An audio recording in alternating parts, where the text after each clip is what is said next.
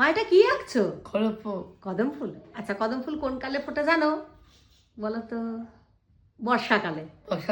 আচ্ছা ভাই এঁকে দিয়েছিল, তার উপর দিয়ে দিয়ে তুমি করছো, আর রং তো রীতিশা একা পারে। তো চলো এটা কমপ্লিট করে নাও, করতে থাকো, আমি একটু দেখাবো সবাইকে, কেমন? করো, মন দিয়ে করো। দেখো রং করতে গেলে শুয়ে পড়তে হয়। এই যে রীতিশার রং কিন্তু একটা পাতা হয়ে গেল, এইভাবে ও সবকটা আস্তে আস্তে করে করে ফেলবে। আর রীতিশা কিন্তু রং ভালো করতে পারে, আমরা সেটা সবাই জানি।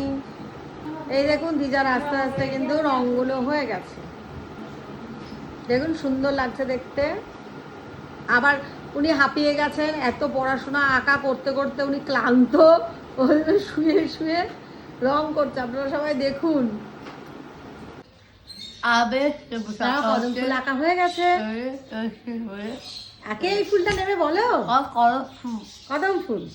ওরা কে নেবে তাড়াতাড়ি চলে এসো, আর ভালো লাগলে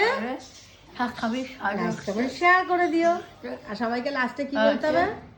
লাভ ইউ টু।